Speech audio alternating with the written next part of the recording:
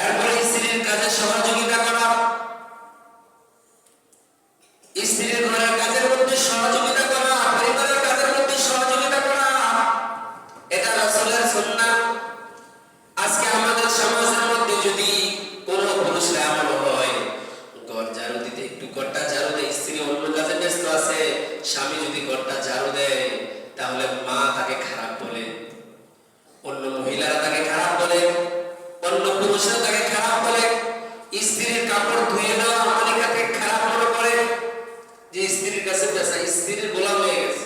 নাউজুবিল্লাহ। গ্রাম্য ভাষায় অনেক কিছু বলে, স্ত্রীর গোলাম হয়ে গেছে, স্ত্রীর কাপড় দিয়ে দেয়। তুমি ঘর ঝাড়ু দিবা কেন? তুমি বাথরুম দিবা কেন? স্ত্রী না করবে। বাচ্চাদের কাপড় তুমি দেবো কেন? এটা খারাপ মনে করে। আসলে রাসূলুল্লাহ সাল্লাল্লাহু আলাইহি ওয়াসাল্লামের নীতি ছিল, আম্মা জান আয়েশা রাদিয়াল্লাহু আনহা বলেন, রাসূল পাক সাল্লাল্লাহু আলাইহি ওয়াসাল্লাম পরিবারের কাজ করতেন। যখন নামাজের সময় হতো, তখন তিনি নামাজের জন্য বের হয়ে যেতেন। বলেন সুবহানাল্লাহ।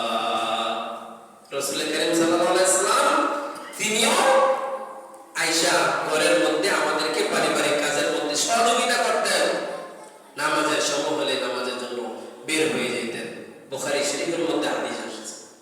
এজন্য আদর্শ স্বামী যারা নিজের দাবি করি, নিজে কি করতে হবে? স্ত্রীদের কাজে সহযোগিতা করতে হবে।